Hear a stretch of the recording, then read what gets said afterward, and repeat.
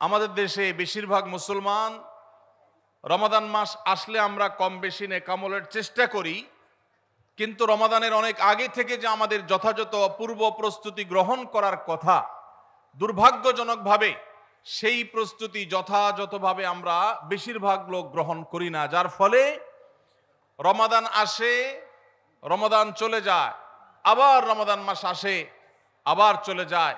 আমাদের তেমন কোনো পরিবর্তন হয় না, আমাদের মধ্যে তেমন কোনো চেঞ্জ আসে না, আমাদের জীবনের ভিতরে তেমন কোনো দৃশ্যমান পরিবর্তন চোখে পড়ে না। এজন্য সম্মানিত ভাইরা আমার, রমাদানকে যদি আমরা যথাযথভাবে কাজে লাগাতে চাই, তাহলে যথাযোগ্য প্রস্তুতি এখন থেকে, শাবান থেকেই আমাদের গ্রহণ করতে হবে। আমরা যদি রমাদান মাসে সিয়াম এবং কিয়াম, রোজা এবং তারাবি, অন্যান্য আমল ইবাদত বন্দিগি গতানুগতিকভাবে করে শেষ করি, আমরা যদি দায় সারাভাবে শেষ করি, তাহলে এটা আল্লাহ তাআলার প্রিয় পাত্রে আমাদেরকে শামিল করবে না। আর যদি রমাদানের প্রত্যেকটি ইবাদত বন্দিগি এটা হয় ইতকানের সাথে, এটা হয় দৃঢ়তার সাথে, এটা হয় সুন্দরতম উপায়ে, এটা হয় যথাযথভাবে, তাহলে সেই ইবাদত আমাদেরকে আল্লাহর প্রিয় পাত্রে পরিণত করবে ইনশাআল্লাহ। যে কোনো কাজ প্রস্তুতি যত ভালো হয়, কাজটা তত ভালো হয়। প্রস্তুতি যত নরমাল হয়, খারাপ হয়, কাজটা তত খারাপ হয়। এই জন্য আমরা রমাদান মাসকে যদি অর্থবহ এবং আমাদের লাইফ চেঞ্জিং ইবাদতের মৌসুম হিসাবে, সিজন হিসাবে গ্রহণ করতে চাই, তাহলে এখন থেকে তার জন্য আমাদের সুনির্দিষ্ট প্ল্যান, পরিকল্পনা থাকতে হবে, প্রস্তুতি থাকতে হবে। আল্লাহ রাব্বুল আলামিন আমাদের সবাইকে সেই তৌফিক দান করুন। এই যে রমাদান আসছে আর কয়দিন পর, কারা কারা এই রমাদানকে সবচেয়ে সুন্দরভাবে ব্যবহার করতে চান একটু হাত তোলেন। আল্লাহ রাব্বুল আলামিন আমাদের সবার হাতগুলো কবুল আর মঞ্জুর করুন, বলুন আমিন। আল্লাহ আমাদেরকে রমাদানকে সর্বোচ্চ ভালোভাবে ব্যবহার করার তৌফিক দান করুন। ভাইরা আমার, একজন প্রখ্যাত তাবেঈ আছেন, সাহাবীদের শিষ্যত্ব পেয়েছেন, এরকম একজন তাবেঈ আছেন, যার নাম ছিল মুআল্লা ইবনে ইয়াজিদ। তিনি বলেছেন, সালাফ বা পূর্বসূরিগণ অর্থাৎ সাহাবী তাবেঈগণ, তারা রমাদানের 6 মাস আগে থেকে, রমজান আসার 6 মাস আগে থেকে আল্লাহর কাছে দোয়া করতেন, রোনাজারি করতেন, কান্নাকাটি করতেন, এই মর্মে যে আল্লাহ, রমাদান মাস পর্যন্ত আমার হায়াত বাড়িয়ে দাও, আমি যেন রমজান পাই, রমজানকে যেন সুযোগকে যেন কাজে লাগাতে পারি, রমজানের সুবর্ণ সুযোগ যেন আমার হেলায় হারিয়ে না যায়, সেজন্য আল্লাহর কাছে আগে থেকে এই নিয়ামত প্রাপ্তির জন্য দোয়া করতেন। আর রমজানের পরে বাকি যে 6 মাস, এই 6 মাস তারা দোয়া করতেন, আল্লাহ রমজানে যে সমস্ত আমল ইবাদত, যে সমস্ত নেকামল বন্দিগি আপনি করার তৌফিক দিয়েছেন, সেগুলো যেন আপনি মেহেরবানি করে কবুল এবং মঞ্জুর করেন, অ্যাকসেপ্ট করেন, আপনি যেন সেগুলোকে গ্রহণ করে নেন, সেজন্য 6 মাস তারা দোয়া করতেন। তাহলে দেখা গেল সালাফে সালেহিন, তাদের কাছে রমাদান এত গুরুত্বপূর্ণ ছিল যে রমজানের আগের 6 মাস এবং পরের 6 মাস রমজান ভাবনায় তারা সব সময় ডুবন্ত ছিলেন, নিমজ্জিত ছিলেন, এর মধ্যেই তারা সব সময় মগ্ন থাকতেন। অথচ আমাদের শাবানের 10, 15, 20 দিন চলে গেলেও রমাদানের আবহ আমাদের অনেকের জীবনে, আমাদের অনেকের লাইফস্টাইলে, আমাদের অনেকের প্ল্যান পরিকল্পনার মধ্যে দেখা যায় না। এজন্য ভাইরা আমার, যথাযোগ্যভাবে রমজানকে যদি আমরা কাটাতে চাই, এর সঠিক ব্যবহার যদি করতে চাই, যেই প্রস্তুতিগুলো লাগবে, 11টি প্রস্তুতি যেগুলো আমাদের রমজানকে সার্থক করতে পারে ইনশাআল্লাহ, তোর মধ্যে সর্বপ্রথম যে প্রস্তুতিটি দরকার সেটি হলো রমজান মাস শুরু হওয়ার আগে থেকেই, যথেষ্ট আগে থেকেই তওবা এবং ইস্তেগফার করতে হবে। কি করতে হবে ভাই? তওবা ইস্তেগফার কেন করবেন? তওবা ইস্তেগফার তো সারা বছরের রুটিন আমল।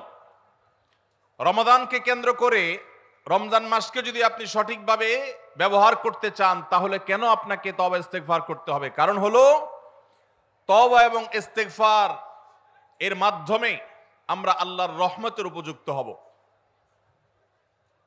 মক্কার মসজিদুল হারামের ইমাম শেখ আব্দুর রহমান আস-সুদাইস হাফিজাহুল্লাহ, তার কাছে সৌদি আরবের কিছু যুবকরা এসেছিলেন, এসে বললেন, শেখ প্রতি বছর রমজান আসলেই আমরা অনেক প্ল্যান প্রোগ্রাম করি, অনেক কোরআন খতম দেব, অনেক নেকামল করব, দোয়া রোনাজারি করব, দান সাদাকা করব। দুর্ভাগ্যজনকভাবে সেটা আমাদের আর রমজান মাসে করা হয় না। আফসোস করতে করতে রমজান মাস পার হয়ে যায়। আপনি আমাদেরকে পরামর্শ দিন, কেন আমাদের প্রতি বছর জীবনে রমজান আসে অথচ সেটা সঠিক ব্যবহার করতে পারি না। তখন শেখ সুদাইস তাদেরকে বলেছিলেন, রমাদান মাসে ইবাদত বন্দেগী করতে পারা এটা আল্লাহর নেয়ামত, এটা আল্লাহর অনুগ্রহ, এটা আল্লাহর রহমত। যে রমজান পেয়েও ইবাদত করতে পারলো না সে তো হতভাগা, কপাল পোড়া। এই হতভাগ্যের কাতারে সাধারণত সেই মানুষগুলোই পড়ে যারা আল্লাহর রহমতের উপযুক্ত না। আমরা নানাবিধ অপরাধে, নানাবিধ গুনাহ করে, নানাবিধ নাফরমানি করে আল্লাহর রহমতের উপযুক্ততা আমরা হারিয়ে ফেলেছি, যার কারণে রমজানের ইবাদতের তৌফিক হয় না। এই জন্য তিনি তাদেরকে নসিহা করেছিলেন যে আমি তোমাদেরকে উপদেশ দিচ্ছি, রমজান আসার আগে থেকেই আগের যে সমস্ত গুনাহ খাতা হয়েছে, যে সমস্ত নাফরমানি হয়েছে, আল্লাহর অবাধ্যতা হয়েছে, সেগুলোর জন্য চোখের পানি ফেলে রোনাজারি করে আল্লাহর কাছে ক্ষমা চাও। আল্লাহর কাছে ক্ষমা চেয়ে যদি আগের সবগুলোকে ভ্যানিশ করতে পারো তাহলে আল্লাহর কাছে রহমতের উপযুক্ত হবে। বিষয়টা অনেকটা হালখাতার মতো। আপনার আগের দেনা দায় সব যখন পরিশোধ করে দিয়েছেন, নতুন করে আবার আপনি ধার করার, বাকিতে নেওয়ার উপযুক্ততা আপনার অর্জন হবে। ঠিক একইভাবে আমাদের নানা নাফরমানির কারণে আল্লাহর রহমত থেকে আমরা দূরে সরে গেছি। লানত অর্থাৎ রহমত থেকে দূরে সরে যাওয়া, এটার উপযুক্ত হয়ে গেছি অনেকে। এই জন্য ভাইরা, এখন থেকে রমাদানের প্রস্তুতির নিয়তে আল্লাহর কাছে তওবা করা, গুনাহ মাফ চাওয়া, ইস্তিগফার করা, জীবন পরিবর্তন করবার সংকল্প করা, এটা হবে আমাদের রমাদানের প্রথম প্রস্তুতি। চেষ্টা করব তো ইনশাআল্লাহ। প্রতিদিন যখনই তৌফিক হয় আল্লাহর সাথে একটু কথা বলবেন, আল্লাহ আমার সমস্ত গুনাহগুলো মাফ করে দিন, আমার নাফরমানি মাফ করে দিন, আমাকে আপনি ক্ষমা করে দিন। আমি যদি আপনার রহমতের জন্য কোনো কারণে অনুপযুক্ত হয়ে যাই, আমার কোনো বদবখতির কারণে, আমার কোনো কৃতকর্মের কারণে, তো আপনি সেগুলো মাফ করে দিন। এই যে দোয়া, এই দোয়া আপনাকে রমাদানে আল্লাহর ইবাদত বন্দেগী করার, আল্লাহর কাছে রোনাজারি করার, আল্লাহর কাছে ভালো আমল নিবেদন করার যে তৌফিক, এটার উপযুক্ত করে দিবে ইনশাআল্লাহ। তাহলে রমাদানের প্রস্তুতির প্রথমটি আমরা পেয়ে গেলাম, সেটা হলো আগের গুনাহ খাতাগুলো থেকে ইস্তিগফার করা, তওবা করা, ফিরে আসা। এর মধ্য দিয়ে রমাদানে ইবাদতের জন্য নিজেকে প্রস্তুত করব ইনশাআল্লাহ। চেষ্টা করা যাবে না ইনশাআল্লাহ। নাম্বার 2, দ্বিতীয় প্রস্তুতি হলো রমাদান মাসে আল্লাহ রাব্বুল আলামিন এই মাসের যে ফজিলত বর্ণনা করেছেন, কোরআন এবং হাদিস সম্পর্কে যাদের মৌলিক ধারণা আছে, হাদিসে রাসূল সম্পর্কে যাদের একটু ঘাটাঘাটিও আছে, তারা জানেন 2-3টা আমল সম্পর্কে কোরআন এবং সুন্নাহ সবচেয়ে বেশি সংখ্যক ভাষ্য বর্ণিত হয়েছে। সবচেয়ে বেশি সংখ্যক, এত ফজিলতের, এত তাৎপর্যের, এত মর্যাদার হাদিস আর অন্য আমল সম্পর্কে সাধারণত দেখা যায় না। সেই কয়েকটি আমল যেগুলোর ফজিলত বিপুল পরিমাণ, যেগুলোর ফজিলত সম্পর্কিত হাদিসের সংখ্যা অনেক, সেই রকম আমলগুলোর মধ্যে থেকে অন্যতম আমল হলো এই রমাদান কেন্দ্রিক আমল, সিয়াম, রোজা, এগুলোর ফজিলত। তো আমাদের রমাদান কেন্দ্রিক প্রস্তুতি হিসাবে দ্বিতীয়ত যে কাজটি আমরা করতে পারি সেটি হলো এখন থেকেই রমাদান মাসের কি কি ফজিলত আছে, সিয়াম সাধনার কি কি ফজিলত আছে, রমাদানের কি কি আমল আছে, বিশেষ করে ফজিলত এবং মর্যাদার কথাগুলো আলোচনা শুরু করা। এখন থেকে বাসা বাড়িতে গোল হয়ে কোনো নির্দিষ্ট বইকে কেন্দ্র করে পাঠচক্র হতে পারে, গ্রুপ স্টাডি হতে পারে, পর্যালোচনা হতে পারে যে রমাদান মাসের কি কি মাহাত্ম্য আছে। এক একজন এক একটা বললেন। এই আলোচনা পর্যালোচনার মধ্য দিয়ে মনোজগতে রমাদানের জন্য এক ধরনের প্রস্তুতি, এক ধরনের আবহ তৈরি হবে ইনশাআল্লাহ। এই জন্য দ্বিতীয় প্রস্তুতি হিসাবে আমরা এই কাজটিও ইনশাআল্লাহ করব, সেটা হলো রমজানের ফজিলত, রমজানের মর্যাদা, সিয়ামের ফজিলত, অন্যান্য আমলের উপকারিতা, সেগুলো নিয়ে আমরা বেশি বেশি পর্যালোচনা করব। যত বেশি আপনি আগে থেকে পর্যালোচনা করবেন, রমাদানের প্রতি আপনার তৃষ্ণা, সিয়াম সাধনার প্রতি আপনার ভেতরে আকাঙ্ক্ষা, প্রত্যাশা এবং প্রতীক্ষা, এটা আপনার মধ্যে বাড়তে থাকবে এবং রমজানের প্রতিটা মিনিটকে কাজে লাগাবার জন্য তাগাদা আপনার ভিতরে অনুভব হবে ইনশাআল্লাহ। নাম্বার 3, তৃতীয় প্রস্তুতি হলো আমাদেরকে প্রতিজ্ঞা করতে হবে যে এই রমাদানে আমরা নেকামল করবই করব এবং কোনো আমল, কোনো ভালো কাজ, কোনো সুন্নাহ এটা করার অলসতা করব না। কারণ ভাইরা আমার, রমজান মাস পেয়েও যদি আল্লাহর কাছে কেউ ক্ষমা না পায়, একটা প্রসিদ্ধ হাদিস আপনারা সবাই কম বেশি শুনেছেন যে নবী সাল্লাল্লাহু আলাইহি সাল্লামের কাছে জিবরিল এসে বলেছেন, বাউদা মান আদরাকা রমাদানা ফালাম ইউগফার লাহ, যে ব্যক্তি রমজান পেয়েছে অথচ রমজানের এই বিশাল সুবর্ণ সুযোগকে কাজে লাগিয়ে সে তার জীবনের সব গুনাহগুলো মাফ করাইতে পারে নাই, সে আল্লাহর কাছ থেকে মাগফিরাত আদায় করে নিতে পারে নাই, সে জাহান্নাম থেকে মুক্ত এই ঘোষণা সে আদায় করতে পারে নাই, অথচ সে রমজান মাস পেয়েছে, এর চাইতে হতভাগা আর কে হতে পারে? তার সে ধ্বংস হোক, এই বদদুআয় নবী সাল্লাল্লাহু আলাইহি সাল্লাম আমিন বলে সমর্থন জানিয়েছেন, সায় দিয়েছেন। এজন্য ভাইরা, রমজান মাস এসেছে কিন্তু আমল ইবাদত হয় নাই, রমজান মাস এসেছে আবার চলে গেছে কিন্তু আমার গুনাহ আল্লাহর কাছ থেকে মাফ করাতে পেরেছি বলে আমার বুক সায় দেয় না, তাহলে এর চাইতে বড় হতভাগা, এর চাইতে বড় কপাল পোড়ার কেউ হতে পারে না। রমজানের আমল ইবাদত, রমজানের নেক আমল, রমজানের দোয়া, রমজান মাসের চোখের পানি ফেলা, এটা ভাইরা শুধুমাত্র নিজের প্রেরণার জায়গা থেকে শুধুমাত্র সব আহরণের জন্যই নয়। এটা যদি না করি তাহলে জিবরিলের বদদোয়া, নবীজি সাল্লাল্লাহু আলাইহি সাল্লামের বদদোয়া, আল্লাহর পক্ষ থেকে ধ্বংস হওয়ার পরোয়ানা, এগুলো অনিবার্য হয়ে যাবে।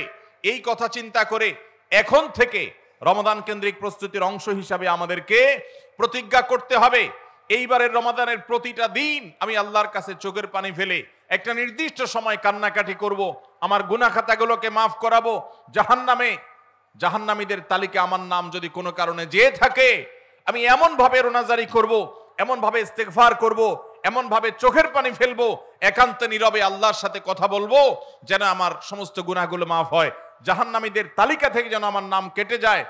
এর জন্য ভাইরা এখন থেকে প্রতিজ্ঞাটা করতে হবে। প্রস্তুতি হলো কাজ হবে রমজানে, কিন্তু প্রতিজ্ঞা হবে এখন থেকে যে আমি কোনোভাবে এইবারের রমজানের সুযোগ আর হাতছাড়া করব না ইনশাআল্লাহ। তাহলে 3 নম্বর হলো যে রমজান কেন্দ্রিক সমস্ত আমলগুলো করব, আল্লাহর কাছে তওবা ইস্তেগফার করে নিজের গুনাহগুলোকে মাফ করায় ছাড়বো, জাহান্নাম থেকে মুক্তি তথা নাজাত এটা নিজের করে নেব, এই মর্মে প্রতিজ্ঞাটা এখন থেকে যেই কয়দিন রমজান আসতে সময় আছে প্রতিদিন আমাকে নবায়ন করতে হবে। প্রতিজ্ঞা আজকেরটা যেভাবে হবে কালকেরটা আরো স্ট্রং হবে, তারপরের দিন আরো স্ট্রং হবে। প্রতিদিন আমি স্বপ্ন লালন করব কবে রমজান শুরু হবে, আর আমি আল্লাহ রাব্বুল আলামিনের কাছে রমজানের এই সমস্ত ইস্তেগফার, তওবা, আমল এগুলোকে নিবেদন করতে থাকবো। চেষ্টা করা যাবে না ইনশাআল্লাহ? তাহলে 3 নম্বর প্রস্তুতি হলো রমজান মাসে নেক আমল করার প্রতিজ্ঞা করা, মাগফিরাত এবং নাজাত আদায় করার প্রতিজ্ঞা এখন থেকে করা। নাম্বার 4 নম্বর যে প্রস্তুতিটা আমাদের নিতে হবে সেটা হলো, যদি আগের রমজানের কোনো রোজা কারোর কাজা থাকে, এই রমজান আসার আগে শাবান মাসের মধ্যেই সেই কাজাগুলো আদায় করে ফেলা উচিত। আম্মা জান আয়েশা রাদিয়াল্লাহু তাআলা আনহা বলেছেন যে নারী হিসাবে রমজান মাসে যে কয়েকটা রোজা ভাঙতি পড়ে, নবীজি সাল্লাল্লাহু আলাইহি সাল্লাম রমজান পরে পুরো সময়টা তার কাছে থাকার কারণে তিনি সেই রোজাগুলো রাখার সুযোগ সেভাবে পেতেন না, স্বামীর হকের কথা মাথায় রেখে রোজাগুলো রাখতেন না। এবং শাবান মাস আসলে নবীজি সাল্লাল্লাহু আলাইহি সাল্লাম নিজেও বেশি বেশি নফল রোজা রাখতেন। ওই সুযোগে মা আয়েশা রাদিয়াল্লাহু তাআলা আনহা বলেছেন যে তিনিও তার রমজানের বাকি রোজা যেগুলো ছিল ভাঙতি রোজা সেগুলো তিনি রেখে ফেলতেন। তো এই হাদিস থেকে বোঝা যায় রমজানের রোজা যদি কারোর কাজা হয়, পুরুষদের অসুস্থতার কারণে হতে পারে, মা বোনদের মাসিকার কারণে হতে পারে, তাহলে সেই রোজা যত দ্রুত সম্ভব আমরা কাজা করে ফেলবো। এবং সেই কাজা করতে যদি কোনো কারণে, যৌক্তিক কারণে বা যে কোনো কারণে যদি বিলম্ব হয়, তাহলে এই বছরের আসন্ন রমাদানের প্রস্তুতির অংশ হিসাবে আগের রমজানের কোনো ভাঙতি রোজা থাকলে সেগুলো সব রেখে কাজা করে সম্পূর্ণভাবে এই রোজার জন্য প্রস্তুত হবে। এটা হলো 4 নম্বর প্রস্তুতি।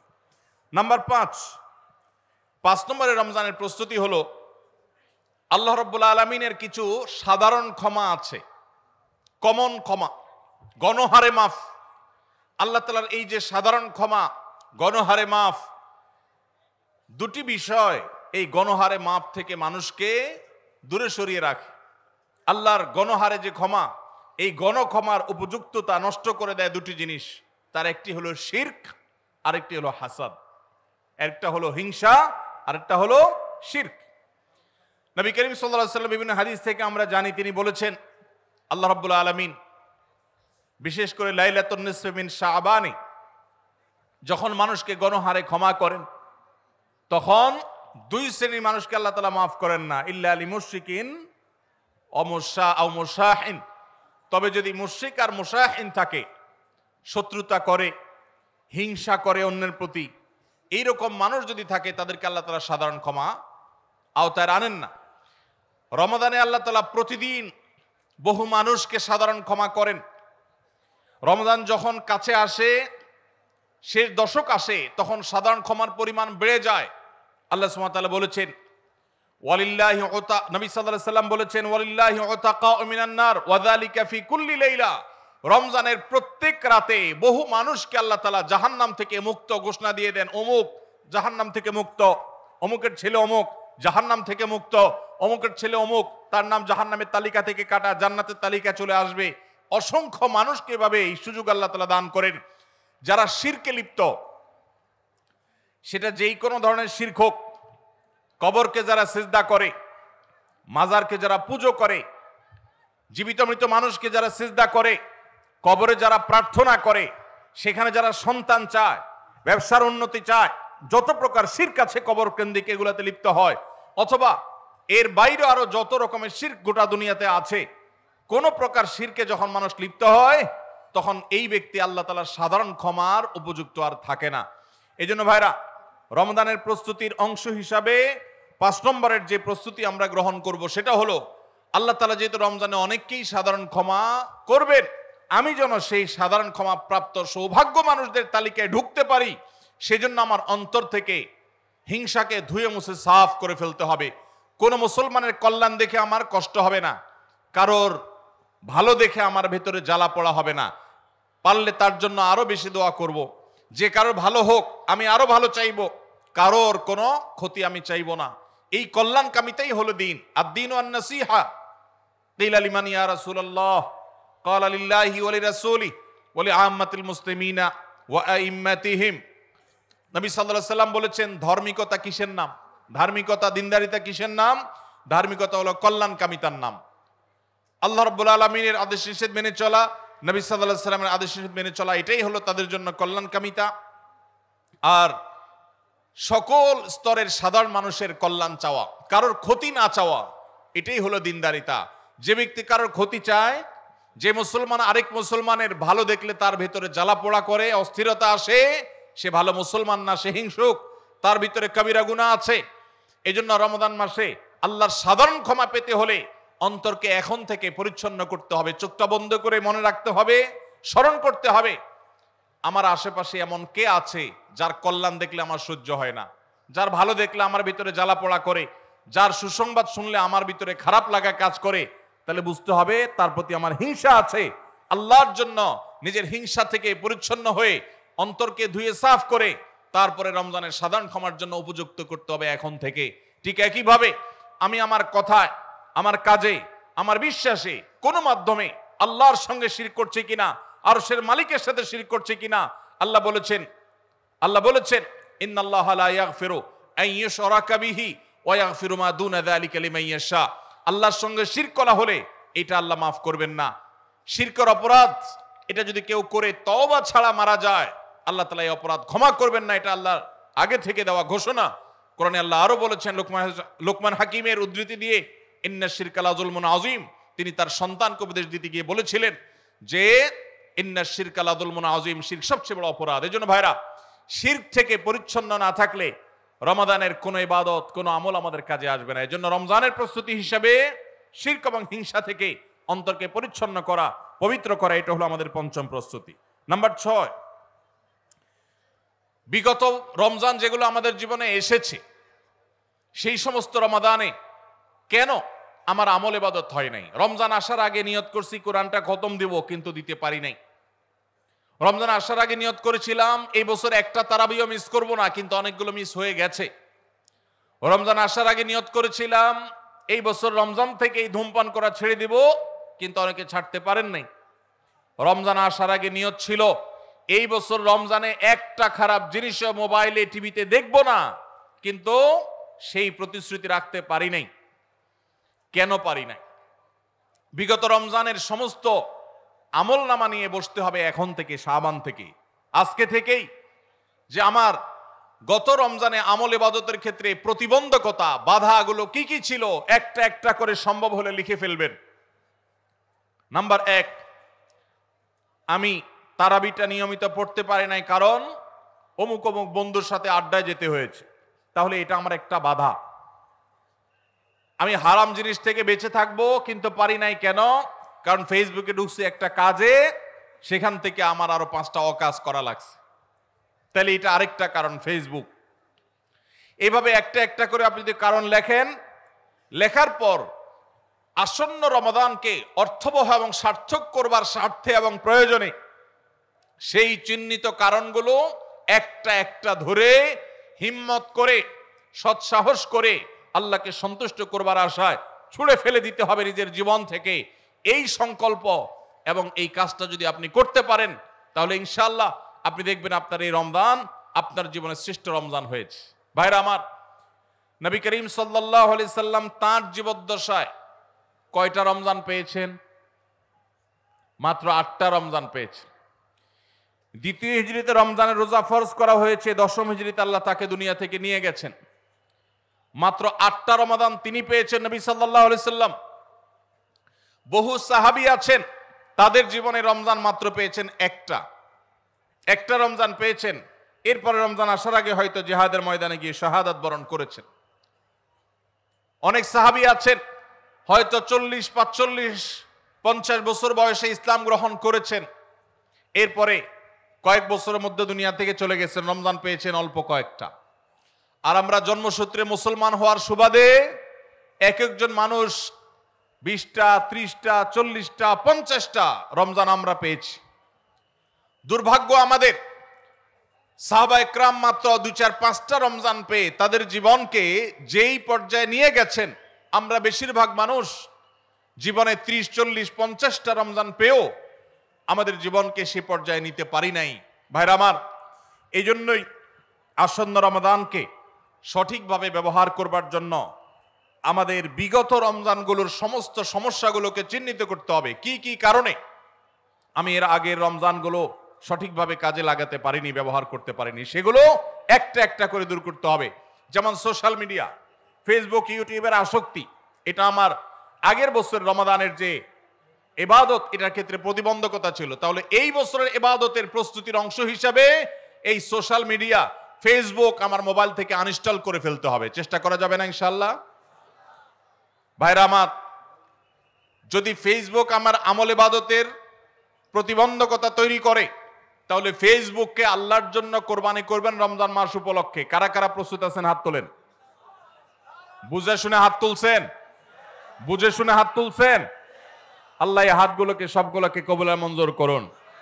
যুবক ভাইয়েরা, আপনারা ফেসবুক মোবাইল থেকে আনইনস্টল করার নিয়ত করছেন, এটার মানে কিন্তু আপনারা এক একজন আল্লাহর রাহে কোরবানি হওয়ার নিয়ত করছেন। প্রস্তুত আছেন তো ইনশাআল্লাহ?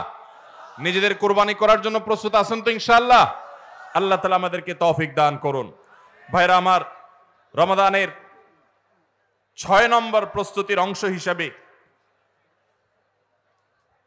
যে কাজটি করতে হবে বলছিলাম, সেটা হলো আমাদের সমস্যাগুলো কি কি হয়েছে সেগুলো চিহ্নিত করে সেগুলো দূর করতে হবে। আর 7 নম্বর প্রস্তুতির অংশ হিসাবে আমরা যেটি করব সেটা হলো রমাদান কেন্দ্রিক সমস্ত আহকাম এবং মাসাইল বিধিবিধানগুলো আমাদের শিখে ফেলতে হবে। এটা রমজানের প্রস্তুতি। আমাদের দেশে অনেক মসজিদে ইমাম সাহেবরা তালিম করেন রোজা ভঙ্গের কারণ কি, রোজা মাকরুহ হওয়ার কারণ কি, রোজার জন্য ক্ষতিকর বিষয়গুলো কি কি, এগুলো রমজান মাসে বিভিন্ন নামাজের পরে তালিম করেন। এটা একটা ভালো চেষ্টা, কিন্তু এই কাজটা যদি আমরা শাবান মাস থেকে নিজস্ব উদ্যোগে করি সেটা হবে আরো ভালো চেষ্টা। কথা কি বুঝে আসছে ভাই? তাহলে রমজান আসার আগে থেকেই আমরা মাসাইলের তালিম, মাসাইলের শিক্ষা, জ্ঞান অর্জন, রমজানের বিধিবিধানগুলো আমরা জানার চেষ্টা করব। এটা হবে পার্ট অফ প্রিপারেশন ফর রমাদান। রমজানের জন্য প্রস্তুতির অংশ হিসাবে আমাদের এখন থেকে রমজান এবং সিয়ামের মাসাইলগুলো জানতে হবে। আল্লাহ আমাদের সবাইকে আমলের তৌফিক দান করুন।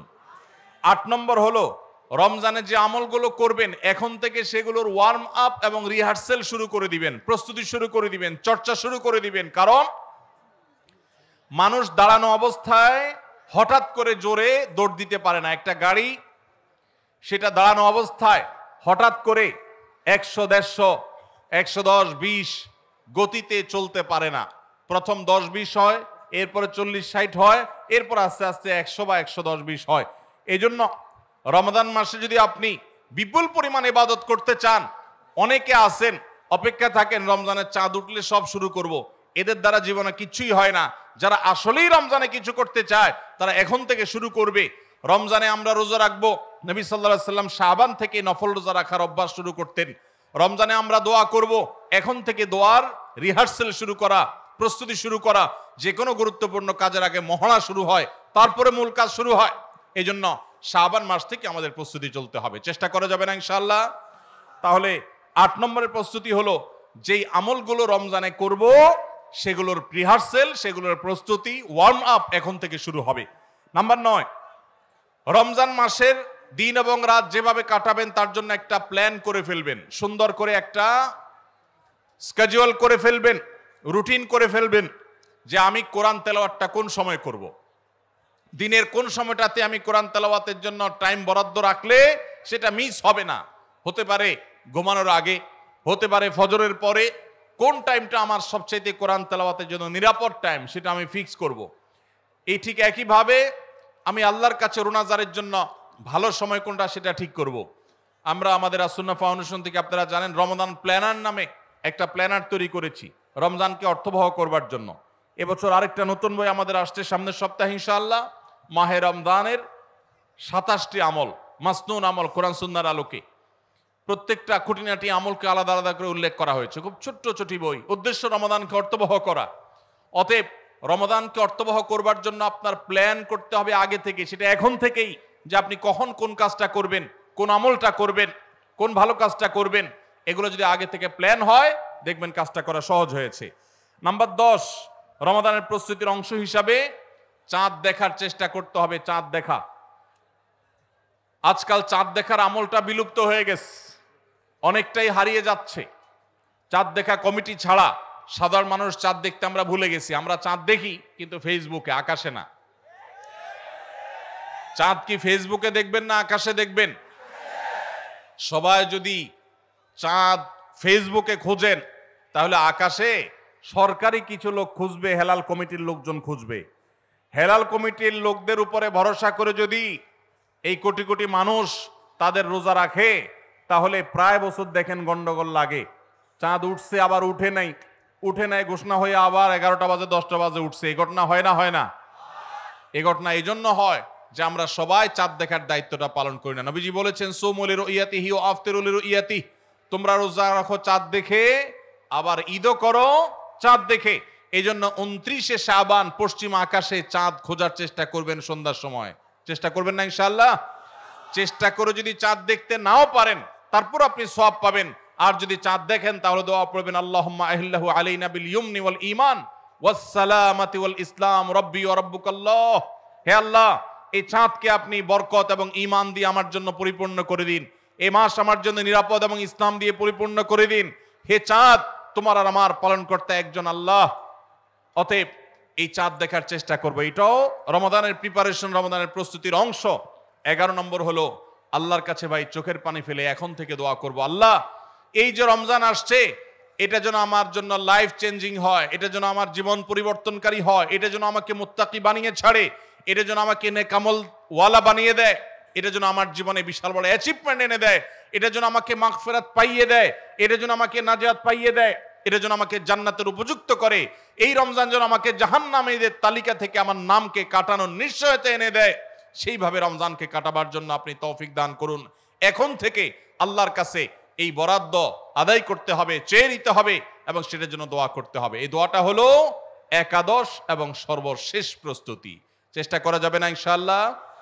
রমাদান উপলক্ষে আসুন্নাহ ফাউন্ডেশন থেকে আমরা একটা ঘোষণা গত বছরে দিয়ে রেখেছি, ইনশাআল্লাহ এই রমাদানে সেটা কার্যকর হবে। সেটা হলো যে রমজান মাসে যদি কেউ পুরো কোরআনে কারীম অর্থ সহকারে বুঝে পড়ে, মাদ্রাসার নিচের ক্লাসের ছাত্ররা তারা শরীক হতে পারবে, উপরের ক্লাসের ছাত্র অথবা আলেম ওলামা তাদের জন্য এটা না, কারণ তারা তো এই কম্পিটিশনে এমনিতেই ভালো করবে। এটা আমাদের সাধারণ শিক্ষিত ভাইদের জন্য, স্কুল কলেজের ভাইদের জন্য, সর্বস্তরের নারী পুরুষ, দেশে বিদেশে প্রবাসে থাকা সব মানুষদের জন্য উন্মুক্ত। অনলাইনে নিজস্ব ওয়েবসাইটে আমরা এই পরীক্ষা নিয়ে থাকি। 6টি ধাপে সারা বছর নেওয়া হয়েছে। এখন সামনে রমাদানে যেটা হবে সেটা হলো মূল, যে কেউ যারা আগের কোনো ধাপে পরীক্ষা দেয় নাই তারাও সবাই দিতে পারবে। কাজ হলো শুধু একটাই, সেটা হলো রমাদানকে কেন্দ্র করে আপনি টার্গেট করবেন পুরা কোরআনের শুরু থেকে শেষ পর্যন্ত আমি একবার ভালো করে অর্থ সহকারে বুঝে পড়ার চেষ্টা করব। চেষ্টা করা যাবে না ইনশাআল্লাহ? আল্লাহ তাআলা কি বলেছেন পুরা কোরআনে আমরা অনেকেই পড়তে চাই, জানতে চাই, কিন্তু হয়ে ওঠে না। আপনি এই রমজানকে কেন্দ্র করে যদি টার্গেট করেন প্রতিদিন আমি 1 পারা বা 1.5 পারা, ইমাম সাহেব বা হাফেজ সাহেব তারাবিতে যে তেলাওয়াত করেন পুরো পারাটা আমি যদি সুন্দর করে দেখে যাই এবং দেখার পরে পরিবারের লোকদের সাথে গ্রুপ স্টাডি করি, মুদারাসা করি, যেটা নবী সাল্লাল্লাহু আলাইহি সাল্লাম জিবরিলের সাথে করতেন, সেটা যদি আপনি করেন তাহলে রমজানের শেষ জুমাবার বাদ ফজর অনলাইনে আমাদের পেজ থেকে লিংক দেওয়া হবে, লিংকে ক্লিক করে শর্ট টার্মে একজন একটু রেজিস্ট্রেশন করে দিতে হবে, নিজে পারলে ভালো, না হলে যারা অনলাইন বোঝে তারা 1 মিনিট লাগবে রেজিস্ট্রেশন করতে, বাস। এরপরে আপনি ডাইরেক্ট পরীক্ষা দিতে পারবেন। এমসিকিউ প্রশ্ন, একটা অক্ষরও লিখতে হবে না, সব প্রশ্ন উত্তর দেওয়া আছে, 4টা উত্তর দেওয়া থাকবে, সঠিকটা সিলেক্ট করতে হবে। এই পরীক্ষা যারা বিজয়ী হবেন তাদের জন্য পুরস্কার হলো 15 লক্ষ টাকা। 15 লক্ষ টাকার পুরস্কারের ঘোষণা আমরা দিয়েছি। এর মধ্যে প্রথম 3 জনকে আমরা ইনশাআল্লাহ বিদিনিল্লাহ ওমরা করাবো। 3 জনের ওমরার জন্য আল্লাহর 3 বান্দা ইতোমধ্যে স্পন্সর হয়ে টাকা জমা দিয়ে দিয়েছেন আমাদের কাছে। এখন শুধুমাত্র কারা কারা ওমরা যেতে চান সে মানুষগুলো দরকার। আপনারা সবাই যেতে চান ইনশাআল্লাহ? অতএব ভাইরা, রমাদানকে কেন্দ্র করে ওই যে প্রিপারেশন, প্রস্তুতির অংশ হিসাবে এখন থেকে কোরআনে কারীম বুঝে পড়া শুরু করে দেন, পরীক্ষার দিন পরীক্ষা দেন। আপনি পুরস্কার জিতেন আর না জিতেন, আল্লাহ বলেছেন ফাস্তাবিকুল খায়রাত, ভালো কাজে প্রতিযোগিতা করা এটা ইটসেলফ একটা ভালো কাজ। অতএব আপনি পরীক্ষায় অংশগ্রহণ করেছেন, প্রতিযোগিতায় নাম লিখিয়েছেন, এটাই একটা ইবাদত। আপনার রমাদানকে অর্থবহ করে দিতে পারে ইনশাআল্লাহ। সবাই চেষ্টা করবো তো ইনশাআল্লাহ রমাদানকে কেন্দ্র করে। তাহলে যেই প্রস্তুতিগুলো আমরা নিতে পারি যেগুলো আমাদের রমাদানকে অর্থবহ করতে পারে, তার ভিতরে 1 নম্বর বলেছিলাম তওবা ইস্তেগফার করে আগের সব গুনাহগুলো থেকে আল্লাহর কাছ থেকে মাগফিরাত আদায় করে নেওয়া, যাতে করে রমজানে ইবাদতের জন্য আপনি উপযুক্ত হন, আল্লাহর রহমত প্রাপ্তির তৌফিক প্রাপ্ত হন। অনেক সময় গুনাহগুলো ইবাদতের ক্ষেত্রে বাধা হয়, গুনাহের কারণে আল্লাহর ইবাদতের তৌফিক হয় না। নাম্বার 2, আল্লাহ রাব্বুল আলামিন রমাদানের এবং সিয়ামের যে ফজিলতের কথা বলেছেন, নবীজি সাল্লাল্লাহু আলাইহি সাল্লাম যেসব ফজিলতের কথা বলেছেন, মর্যাদা, মাহাত্ম্য, তাৎপর্যের কথা বলেছেন, এগুলোর আলোচনা, পর্যালোচনা এগুলো এখন থেকে শুরু করা। আপনার অফিসে বাসায় বিভিন্ন রকমের হাদিস, রমাদানের ফজিলত, সাহারি ইফতারের ফজিলত, গুনাহমুক্ত থাকার ফজিলত, তাকওয়া চর্চার ফজিলত, রমজানের আমল, এগুলো এখন থেকে জানাশোনা শুরু করে দেন। এখন থেকে এটা রিহার্সাল শুরু করেন। রমাদানকে অর্থবহ করবার জন্য আমরা রমাদান প্ল্যানার করেছি। রমাদানকে অর্থবহ করবার জন্য আমরা তারাবির সালাতে কোরআনের বার্তা বই করেছি।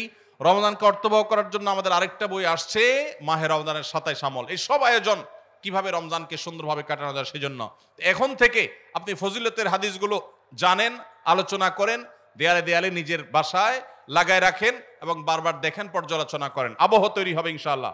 নাম্বার 3, তৃতীয় প্রস্তুতি হলো এইবারের রমাদানে যে কোনোভাবে মাগফিরাত আদায় করে ছাড়বো আল্লাহর কাছ থেকে। জাহান্নামীদের তালিকা আমার নাম থেকে থাকলে এটা কাটায় ছাড়বো এই মর্মে প্রতিজ্ঞা করা, এটাও প্রিপারেশন। এখন থেকে নিয়ত করা যে এই রমজানটা অর্ডিনারি রমজান হবে না। এই রমজানটা শুধু সাহারি আর ইফতার আর তারাবি এই তিন জিনিসের নাম হবে না, এটা একটা অর্থবহ রমজান হবে। একটা নাফরমানি আমি করব না, একটা গুনাহ আমি করব না। এখন থেকে প্রতিজ্ঞা করতে হবে নিজের সাথে নিজে, প্রতিদিন নিজের সাথে নিজের বোঝাপড়া ফাইনাল করতে হবে, এটা প্রস্তুতি।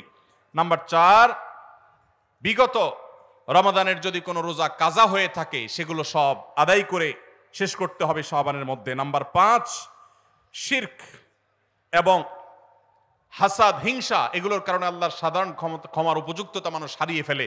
সেগুলো থেকে মুক্ত থাকার প্রতিজ্ঞা করে মুক্ত থাকার জন্য চেষ্টা করতে হবে এখন থেকে, যে শিরক থেকে থাকলে জীবনে কখনো সে শিরক থেকে মুক্ত হওয়া, অন্তরে কার প্রতি হাসাদ থাকলে সেটাকে দূর করা, তার কল্যাণকামী হওয়া, এগুলোর মধ্য দিয়ে রমজানে যে সাধারণ ক্ষমা হবে তার জন্য নিজের উপযুক্ততা তৈরি করা, এটাও রমজানের প্রস্তুতির অংশ। নাম্বার 6, বিগত রমজানগুলোতে কোন কোন কারণে আমার আমল হয় না, কোন দোস্তের কারণে, কোন বন্ধুর কারণে, কোন গ্রুপের কারণে, কোন অ্যাপসের কারণে, কোন ফেসবুকের কারণে, সেগুলো একটা একটা করে এই রমজানে যেন জীবনে না থাকে সেগুলা ছিন্ন করার জন্য প্রস্তুতি নেওয়া। নাম্বার 7, রমজানের মাসলা মাসাইলগুলো জানা, এটাও রমজানের প্রস্তুতির অংশ, এখন থেকে সেটা করা। 8 নম্বর হলো রমজানে যে আমল করতে চান এখন থেকে সেগুলো শুরু করে দেন। তেলাওয়াত করা, অনেক সালাফ শাবান মাস থেকে প্রচুর তেলাওয়াত করা শুরু করতেন, নবীজি শাবান মাস থেকে নফল রোজা শুরু করতেন। এগুলো হলো আগে থেকে প্রস্তুতি এবং মহড়া। রমজানে যা করবেন, দান সাদকা করবেন, এখন থেকে লিস্ট করেন, তালিকা শুরু করে দেন, টাকা পয়সা জোগাড় শুরু করে দেন, এগুলো হলো পার্ট অফ প্রিপারেশন। 9 নম্বর হলো রমজান কিভাবে কাটাতে চান তার একটা রুটিন করে ফেলেন, দিন রাত 24 ঘন্টার রুটিন। বাচ্চাদের, ফ্যামিলির অনেক ধরনের আমল আছে রমজানকে কেন্দ্র করে, যেগুলো হারিয়ে গেছে আমাদের সমাজ থেকে, এবং ইলম অর্জন করার চেষ্টা করেন।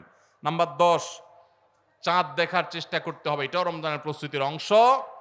আর 11 নম্বর হলো আল্লাহর কাছে দোয়া করতে হবে, আল্লাহ যেন আমাদেরকে রমজানের রোজাকে যথাযথভাবে আদায় করার তৌফিক দান করেন। চেষ্টা করা যাবে তো ইনশাআল্লাহ।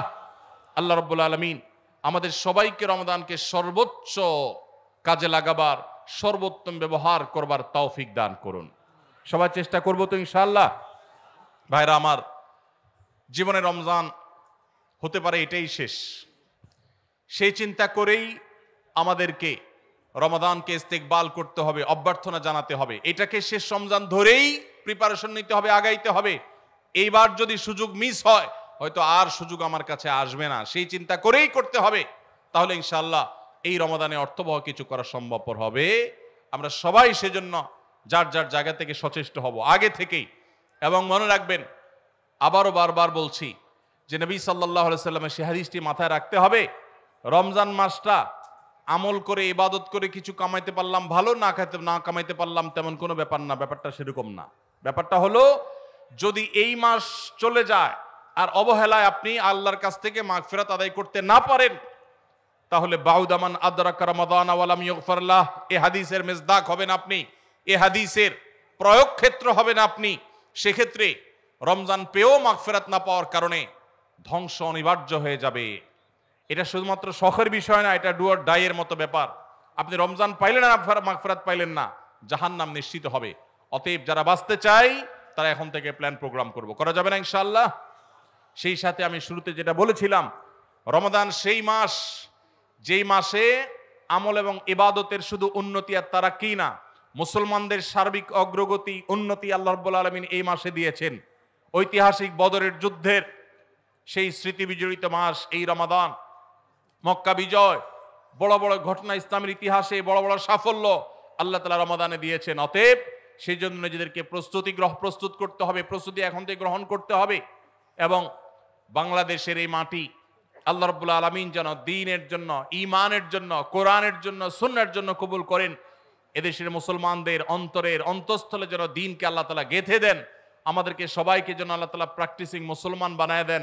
নামধারী মুসলমানদেরকে আল্লাহ যেন সিরিয়াস মুসলমান বানায় দেন। নামাজি মুসলমানকে যেন আল্লাহ আখলাকওয়ালা মুসলমান বানায় দেন। আখলাকওয়ালা মুসলমানকে যেন আল্লাহ মুখলিস মুসলমান বানায় দেন। আমরা সব সময় দোয়া করব ইনশাআল্লাহ। এই আসন্ন রমাদানকে কেন্দ্র করে সেই দোয়া আরো বাড়াতে হবে, তার প্রিপারেশন আরো বাড়াতে হবে। এদেশের সংখ্যাগরিষ্ঠ মানুষ, তারা ইসলামকে পছন্দ করে, মুসলমান, তারা ইসলামকে ভালোবাসে মনে প্রাণে, ধর্মপ্রাণ। এরপরও এদেশে একের পর এক বিভিন্ন সময় আমরা দেখেছি ইসলামকে নানাভাবে আঘাত করা হয়। আমরা মুসলমানরা সর্বশক্তি দিয়ে এই সামান্য কিছু হাতে গোনা ইসলাম এবং মুসলমানদের প্রতি বিদ্বেষ পোষণ করা এই অপশক্তি, এদেরকে দমন করবার শপথও আমাদেরকে গ্রহণ করতে হবে রমাদানকে কেন্দ্র করে। আপনারা অনেকে ইতোমধ্যে জেনেছেন, অনেকে আপনারা জেনেছেন এবং দেখেছেন, দেশে সংস্কার কার্যক্রম যে চলমান আছে, এখানে নারী বিষয়ক সংস্কারের যে কমিশন, সেই কমিশন পত্রপত্রিকা আপনারা দেখেছেন, অনেকে সুপারিশ করেছে বৈষম্য দূর করার নাম দিয়ে কোরআন যে বাবার সম্পত্তিতে, মায়ের সম্পত্তিতে মেয়েদেরকে ছেলেদের অর্ধেক সম্পদ দিতে বলেছে, সে আইনটা এখনো সামাজিকভাবে প্রচলিত আইনে কার্যকর আছে। এইটাকে পরিবর্তন করার, আল্লাহর বিধানকে পরিবর্তন করার সুপারিশ করেছে এই নারী বিষয়ক সংস্কার কমিশন। এই সুপারিশ বাস্তবায়ন করার দুঃসাহস যদি কেউ দেখায়, তাহলে এটা হবে সবচেয়ে বড় অপরিণামদর্শী কাজ, সবচেয়ে দুর্ভাগ্যজনক অধ্যায়। শুনতে খুব ভালো শোনা যায়, খুব মুখরোচক মনে হয়, একই বাবার সন্তান ছেলে এবং মেয়ে, ছেলে 2 টাকা পাইলে মেয়ে কেন 1 টাকা পাবে? কিন্তু এর পেছনে লুকায়িত আছে এক গভীর শয়তানের ষড়যন্ত্র। সেটা হলো পশ্চিমা পৃথিবীর মানুষেরা তাদের পরিবার ব্যবস্থাপনা ধ্বংস হয়ে গেছে, বহু আগেই তাদের পরিবার ব্যবস্থাপনা মুখ থুবড়ে পড়েছে। আজ এই ভারতবর্ষে শুধু মুসলমান কেন, আমাদের এই অঞ্চলের হিন্দু, খ্রিস্টান, বৌদ্ধ সব ধর্মের মানুষের মধ্যে পারিবারিক বন্ডিং এবং পরিবার ব্যবস্থাপনা, স্বামী স্ত্রীর মধ্যকার সৌহার্দ্য যতটুকু আছে, পশ্চিমারা সেগুলা কল্পনাও করতে পারে না। ওরা আমাদের চাইতে জ্ঞানে বিজ্ঞানে এগিয়ে থাকতে পারে, ওরা আমাদের চাইতে তথ্য প্রযুক্তিতে অগ্রসর থাকতে পারে, তারা অবকাঠামোতে আমাদের চাইতে 200 বছর এগিয়ে থাকতে পারে, কিন্তু পরিবার ব্যবস্থাপনা আমরা ওদের চাইতে 500 বছর এগিয়ে আছি। আমাদের এখানকার স্বামী স্ত্রীর মধ্যকার ভালোবাসা, এটা তাদের দেশে সোনার হরিণ। আমাদের এখানকার সন্তানের সাথে বাবা মার বন্ডিং, তাদের ওখানে সেটা দুষ্প্রাপ্য। ভাইরা আমার, এই যে সমতার নাম দিয়ে, বৈষম্য দূরের নাম দিয়ে এই যে নতুন প্রস্তাবনা আসছে, এই প্রস্তাবনার মিনিং হলো পরিবার ব্যবস্থাপনাকে ধ্বংস করে ফেলা। কিভাবে সেটা? ছেলে এবং মেয়ে উভয় যখন সমান সমান হারে 1 টাকা 1 টাকা করে পাবে, তখন পশ্চিমাদের মতো ছেলে বলবে মেয়েকে, বাসা ভাড়া তুমি অর্ধেক শেয়ার করো, সংসার খরচ তুমি অর্ধেক শেয়ার করো, যেভাবে পশ্চিমা পৃথিবীতে আছে। এইটা যদি শুরু হয়, তখন পরিবার ব্যবস্থাপনা ওদেরটা যেরকম ধ্বংস হয়েছে, আমাদেরটাও ধ্বংস হওয়া অনিবার্য হবে। দুইজনকে ঘরের বাহির হতে হবে। এটা হলো স্বামী স্ত্রীর মধ্যকার রেষারেষি শুরু হওয়ার একটা সূচনা, একটা সূত্রপাত, যে তোমার কাছেও 2 টাকা আছে, আমার কাছেও 2 টাকা আছে, তাহলে সংসার খরচ আমি দিলে তুমি কেন দিবা না, তোমাকেও দিতে হবে। এখন আল্লাহ রাব্বুল আলামিন যে সুন্নাতুল্লাহি ফিল আরদ, পৃথিবীতে আল্লাহর যে নিয়ম রেখেছেন, পুরুষরা বাহিরের দিকটা সামলায়, মেয়েরা ভেতরের দিকটা সামলায়। পুরুষরা বাহিরের জগৎটাকে দেখে, মেয়েরা ভেতরের জগৎটাকে দেখে। এই যে বন্টন, এই বন্টনের মধ্য দিয়ে যে পরিবার ব্যবস্থাপনা মানব সভ্যতার শুরু থেকে আজও পর্যন্ত আসছে, এটার ভিন্ন পথ এক্সপেরিমেন্ট করে, চালিয়ে, পরীক্ষা চালিয়ে পশ্চিমারা ফেইলিওর হয়ে গেছে, ব্যর্থ হয়ে গেছে। এখন আমাদের সমাজকে ব্যর্থ করার অপচেষ্টায় এদেশে তাদের কিছু দোসররা করছে এবং তারা এই কাজে লিপ্ত আছে। বিধায় আমাদেরকে চোখ কান খোলা রাখতে হবে। কোরআনে কারীমের আইন, কোরআনে কারীমের বিধান এমনিতেই তো নাই। যে 2-1টা সমাজের খাঁজে ভাজে আছে, এগুলাকে ধুয়ে পরিষ্কার করার যে শয়তানি ষড়যন্ত্র, নীল নকশা, এটা ইনশাআল্লাহ এদেশের মানুষ বাস্তবায়ন করতে দিবে না। এদেশের মানুষ দিনকে যতটা ভালোবাসে, ফু মেরে, তুড়ি মেরে সংস্কারের নামে আল্লাহর দেওয়ার সেই বিধান, এটাকে উড়িয়ে দেয়া হবে আর সাধারণ মানুষ চুপচাপ বসে থাকবে। এটা বোকার স্বর্গে বসবাস করা ছাড়া আর কিছুই নয়। এমনিতেই কোরআনের কোন আইন, কোন বিধান, আল্লাহর আদেশ বা নিষেধ, মুসলিম অধ্যুষিত দেশ হিসাবে, ধর্মপ্রাণ মানুষদের দেশ হিসাবে, সেটা আমাদের আইনে, সংবিধানে এমনিতেই স্থান পাচ্ছে না। যেগুলো আছে 2-1টা, সেগুলো মুছে পরিষ্কার করার এই ষড়যন্ত্র এদেশের প্রত্যেকটা মুসলমান রুখবে ইনশাআল্লাহ। ভাইরা আমার, এই জন্য আমাদেরকে চোখ কান খোলা রাখতে হবে, আমাদেরকে সতর্ক থাকতে হবে। তবে সেই সাথে আমাদের এও মাথায় রাখতে হবে, মা বাবার সম্পদে বোনদের অধিকার, এটাকে আমরা অনেক পুরুষরা বঞ্চিত করছি, তাদেরকে অধিকার দিচ্ছি না। যেটুকু কোরআন বলেছে সেটুকুর বাস্তবায়ন হলেই সমাজ শান্তিতে পরিপূর্ণ হয়ে যাওয়ার কথা, কিন্তু সেটা বাস্তবায়ন করার নাম নাই, সেটাকে পরিবর্তন করার বরং চেষ্টা চলছে। ভাইরা আমার, আল্লাহ রাব্বুল আলামিন আমাদেরকে নারী পুরুষের মধ্যে সমতা বিধান করতে বলেন নাই, ন্যায্যতা বিধান করতে বলেছেন। কি করতে বলেছেন? সমতা।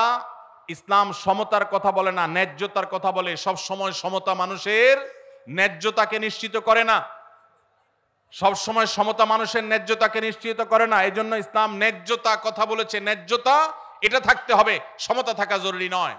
আল্লাহ আপনাকে একটা ছেলে দিছে, একটা মেয়ে দিছে। ছেলেটার জ্বর হয়েছে, তাকে নাপা খাওয়াইছেন 103 ডিগ্রি জ্বর। মেয়েটার শরীরে কোনো জ্বর নাই, সুস্থ মানুষ। তাকে বলতেছেন, তুমিও তো আমার ঘরে জন্ম নিয়েছ, এক পাতা নাপা কিনেছি, ছেলেটাকে খাইয়েছি একটা, তুমিও তো ভাত খাইছ, এখন একটা নাপা তুমিও খাও, না হলে তো আমার ভয় হয় যে আমি সমতা বিধান করলাম না। কি বলেন? ছেলের জ্বর হয়েছে, তাকে নাপা খাওয়াইছেন, এখন সমতা যদি বজায় রাখতে হয় তাহলে মেয়েকেও কি করা লাগবে? নাপা খাওয়ানো। এক ছেলের বয়স 20, তার জন্য যে সাইজের জামা কিনেছেন, আরেকজনের বয়স 10। সমতা বিধান করতে হলে তার জন্য একই সাইজের জামা কিনতে, একই সাইজের জামা যদি কিনেন তাহলে সেটাকে ইনসাফ হবে না বেইনসাফ হবে? ইসলাম এই মুখরোচক, সস্তা, শুনতে শুধু ভালো শোনা যায় এরকম সমতা নারী পুরুষের মধ্যে করতে বলে না, ন্যায্যতাকে নিশ্চিত করতে বলে। আপনি কোথাও আপনার ছেলে মেয়েদেরকে কোনো ভালো কিছু দেখাবার জন্য নিয়ে গেছেন, দুইজন ছেলে বা একজন ছেলে একজন মেয়ে গেছে, একজন বড় একজন ছোট, একটু উপরে উঠে দেখতে হবে। সেজন্য যে বড় 15 বছর বয়স, তার দেখার সুবিধার জন্য 3টা ইট দিয়ে বলেছেন, তুমি এবার দাঁড়াও, সে দেখতে পাচ্ছে। এখন যার বয়স 5, তার জন্য যদি 3টা ইট দেন, সে কি দেখতে পাবে? কিন্তু যেহেতু বড়জনকে 3টা দিবেন, ছোটজনকেও 3টা দিবেন, ছেলেকে 3টা দিবেন, মেয়েকেও 3টা দিবেন, এটা হলো সমতার দাবি। আর ন্যায্যতার দাবি হলো যার 3টা লাগে তারা 3টা দিবেন, যার 6টা লাগে তাকে 6টা দিবেন। এটা হলো ন্যায্যতা। ইসলাম নারী পুরুষের মধ্যে ন্যায্যতা নিশ্চিত করতে বলে, সমতা নয়। পশ্চিমারা যে সমতার কথা বলে, এটা মুখরোচক, বস্তা পচা, সস্তা স্লোগান। এই স্লোগান কখনো ইনসাফ প্রতিষ্ঠা করতে পারে না। পশ্চিমাদের সমাজ ব্যবস্থা ইনসাফ প্রতিষ্ঠা হয় নাই। নারীরা মুসলমানদের চাইতে 1000 গুণ বেশি নিগৃহীত, নিষ্পেষিত। আমাদেরকে বুঝতে হবে এবং ধারণ করতে হবে। আল্লাহ রাব্বুল আলামিন কোরআন এবং হাদিসের আলোকে আমাদের জীবনকে, আমাদের সমাজকে, আমাদের দেশকে, আমাদের পরিবারকে, সবকিছুকে ঢেলে সাজাবার তৌফিক আমাদেরকে দান করুন। আমাদেরকে কোরআন এবং হাদিসকে ধারণ করতে হবে, রমাদানকে অর্থবহ করতে হবে। যে সমস্ত কথা আমরা শুনলাম, জানলাম, দিনভর আলোচনা হলো, আল্লাহ তাআলা আমাদের সবাইকে আমলের তৌফিক দান করুন। হাদা ওয়াসাল্লি ওয়াসাল্লিম আলা নবিয়িনা মুহাম্মদ ওয়া জাযাকুমুল্লাহু খাইরা। ওয়াসসালামু আলাইকুম ওয়া রাহমাতুল্লাহি ওয়া বারাকাতুহু।